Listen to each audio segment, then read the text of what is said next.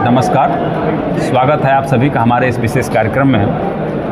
दर्शकों, किसी भी लोकतंत्र की मजबूती के लिए आवश्यक है कि वहाँ की जो चुनावी प्रक्रिया है वो पारदर्शी हो, निष्पक्ष हो। उत्तर प्रदेश राज्य के गोरखपुर जिले में सिविल कोर्ट बार एसोसिएशन का इस समय चुनाव संचालित हो रहा है। प्रत्याशी लगातार मतदाताओं से संपर्क कर रहे हैं, उनसे अपने पक्ष में मतदान की अपील कर रहे हैं। हमारा भी एक छोटा सा प्रयास है कि हम अपने मंच के माध्यम से प्रत्याशियों की आवाज़ को उनके मतदाताओं तक पहुँचाएं। आज हमारे साथ बातचीत करने के लिए उपस्थित हैं रविंद्र भूषणधर दुबे जी, जो कोषाध्यक्ष पद का चुनाव लड़ रहे हैं। रविंद्र भूषण जी, आपका हमारे कार्यक्रम में स्वागत है। आपको भी धन्यवाद कि ये ऐसा मंच देने के लिए कि जिस पे हम अपनी बात व्यक्त कर सकें। रविंद्र जी, ये बताइए कि आप तो लगातार अधिवक्ताओं के बीच में रहते हैं, उनके संघर्षों के हम लगातार सहचर रहे हैं, तो आपकी नज़र में वो कौन कौन सी समस्याएं हैं जिस पर काम किया जाना चाहिए, और अगर आपको अवसर मिलता है तो आप वहाँ जा कर के अधिवक्ताओं की आवाज़ बनेंगे, उसको मूर्त रूप देने का प्रयास करेंगे, क्या कहेंगे आप? अभी सबसे प्रथम कार्य ये होगा कि न्यायालय किस तरीके से संचालित की जाए। यहाँ अव्यवस्था इस तरीके की है कि कोर्ट कहीं है और ऑफिस कहीं है। उसकी सबसे बड़ी समस्या है कि पता चलता है कि पेशी के समय फाइल नहीं आई है तो आदमी पेशी करते करते वो ख़त्म हो जाएगी, उसकी पेशी नहीं हो पाएगी। बिल्कुल, उसको सुव्यवस्थित करना। दूसरा ये कि न्यायालय में पदाधिकारी के हैसियत से कोई ना जाए, अधिवक्ता के हैसियत से जाए और मेरिट पे काम करे, ताकि पदाधिकारी जब रहेगा और उसके हिसाब से जाएगा तो वो अलग लाभ लेगा, और जब अधिवक्ता के हैसियत से जाएगा तो पूरा अधिवक्ता समाज को लाभ मिलेगा। दूसरी चीज़ कि हम अभी कुछ दिन पहले हमने एक आयुष्मान कार्ड का भी व्यवस्था कराया था, बार के माध्यम से हमने इसको संचालित किया। लगभग 125 लोगों का जो 70 वर्ष से ऊपर हो चुके थे उनका हमने आयुष्मान कार्ड बनवाया था। अच्छा, कैंप लगाया था? हाँ, कैंप लगवाया था, जिसमें 5 लाख तक की बीमा योजना भी है और उसके साथ 5 लाख तक का स्वास्थ्य लाभ दिया जाएगा।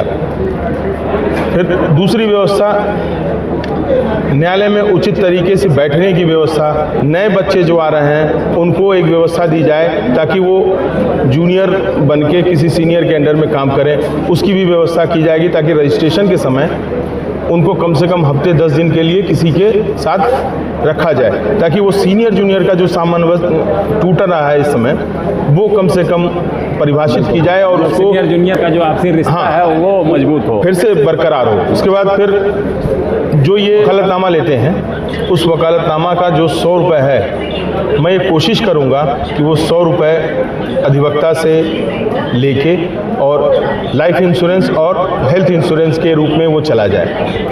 इस परिप्रेक्ष्य में 2017 में मैंने एक बार कार्य किया था, जिस पे 100 के आसपास लोगों ने अपना हेल्थ इंश्योरेंस कराया था।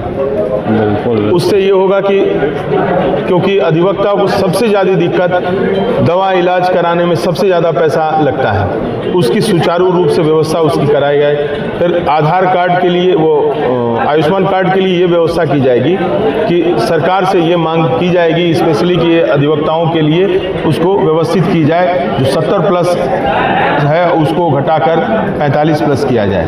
सारे गेट बंद हैं, जो वरिष्ठ अधिवक्ता, जो अति वरिष्ठ अधिवक्ता है, उसके वाहन अंदर नहीं जा पा रहे हैं, तो यह एक बहुत मतलब समसामयिक समस्या बन गई है। अगर आपको अवसर मिलता है सदन में जाने का, तो वहाँ जा कर के आप इस दिशा में क्या मैंने इस संबंध में, जैसे जिस दिन ये डिस्ट्रिक्ट जज का आदेश आया कि उसको लेके मैं जिला जज साहब से भी मिला था, माननीय अध्यक्ष मंत्री जी से भी मिला। मैं ये निर्णय करके जा रहा हूं और ये कह के जा रहा हूं कि पहला दिन ऐसी व्यवस्था बना के जाऊंगा, नहीं तो मैं वहाँ बार में बैठूंगा नहीं। अपने जितने भी सीनियर्स जो चल फिर पाने में अक्षम हैं या बीमार हैं या किसी कारणवश वो चलने में उनको असुविधा हो रही है, उनकी गाड़ियां अंदर आएंगी। जो बार के वकालतनामा लगते हैं तो अधिवक्ता कल्याण के लिए वो राशि एकत्रित की जाती है, तो वो जो एकत्रित धनराशि है उसका उपयोग अधिवक्ता कल्याण में ही हो, अन्यत्र न होने पाए, बिल्कुल, ताकि उसका लाभ शुद्ध रूप से अधिवक्ताओं को मिले।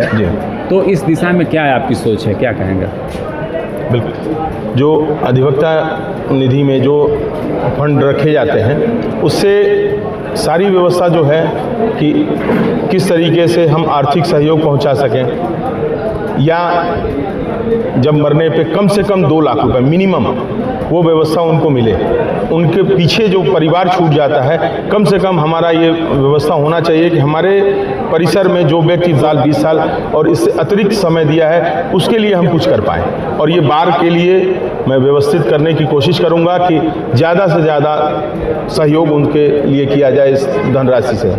बुजुर्ग अधिवक्ताओं को उनको आर्थिक मदद मिले, उनकी जो पेंशन स्कीम थी वो पेंशन चालू हो सके, तो इसके लिए क्या कार्य योजना है आप? जी, ये आपने बहुत अच्छा प्रश्न उठाया और इस पे भी जरूर विचार रखने योग्य बात है। और पिछली कार्यकारिणी लगभग 2 कार्यकारिणी पूर्व में ये योजना लाई गई थी और बहुत अच्छी कार्य योजना थी, जिसमें 2000 रुपये दिया जा रहा था। और हम लोग ये कोशिश करेंगे बार में पहुंचने के बाद कम से कम 5 से 6000 मिनिमम उसको किया जाए। उसको 10,000 तक भी व्यवस्थित किया जाएगा कि अगर किया जाएगा। उसके अलावा एक अतिरिक्त हम बात और करना चाह रहे हैं कि हम लोग के अधिवक्ता अगर मृत्यु होती है तो जिस क्षेत्र का है, चाहे विधायक हो चाहे सांसद हो, उसके पास एक निधि ऐसी होती है कि जो आकस्मिक निधि है वो प्रदान की जाती है। तो बार की तरफ से ऐसी योजना की व्यवस्था किया जाएगा और अपने जितने भी क्षेत्र के इस जिले के विधायक सांसद हैं उनसे बातचीत करके आर्थिक सहयोग करके वो उन अधिवक्ताओं को दिया जाए। रविंद्र भूषण जी, अगर मैं आपसे एक आखिरी सवाल करूं कि यहाँ का अधिवक्ता जरूर आपको अपना कोषाध्यक्ष चुने, जी, आप ही को अपना कोषाध्यक्ष चुने, जी, क्या कहेंगे, क्यों? जी, एक तो मैं पूर्ण रूप से अधिवक्ता हूँ, मैं वकालत कर रहा हूँ। वकालत करने पे ये मुझे समझ में आता है कि किसी अधिवक्ताओं को एक छोटी सी लेके और बड़ी समस्या क्या हो सकती है, उसको मैं भली भांति समझता हूँ। मैं सिर्फ कचहरी में घूमता नहीं हूँ कि सिर्फ 24 घंटे या 12 मास मैं न्यायालय में सिर्फ नेतागिरी नहीं करता हूँ, मैं वकालत करता हूँ। और एक वकील वकालत करने वाला ही समझ सकता है कि अधिवक्ता के लिए ज़रूरी क्या है। न्यायालय में किस तरीके से कुर्सियां रखी जाएं अधिवक्ता के लिए, न्यायालय में किस तरीके से न्यायालय अधिवक्ताओं से पेश आए, न्यायालय में किस तरीके से आने जाने की सुविधा मुहैया कराई जाए अधिवक्ताओं के लिए, उसके अतिरिक्त किस तरीके से सुव्यवस्थित तरीके से न्यायालय चले, वो सारी व्यवस्थाओं के लिए हम आखिरी दम तक लड़ते रहेंगे। और इसी वजह से लोग जानते भी हैं कि हम जितने भी आंदोलन हुए हैं मैं सक्रिय भूमिका निभाता रहा हूं और इस कारण से ही लोग मुझे पहचानते हैं। ये बड़ा ही महत्वपूर्ण समय आप लोगों का चल रहा है, मतदान बिल्कुल एकदम समीप है, 1 अप्रैल को मतदान होना है, तो प्रचार कार्य में लगातार आपकी व्यस्तता है, एक एक पल आपके लिए बड़ा महत्वपूर्ण है। तो आप अपने महत्वपूर्ण समय से मेरे लिए कुछ समय आपने निकाला और आप यहाँ आए और अपनी कार्य योजना से अपने मतदाताओं को आपने अवगत कराया। आप यहाँ आए, इसके लिए आपको बहुत बहुत धन्यवाद।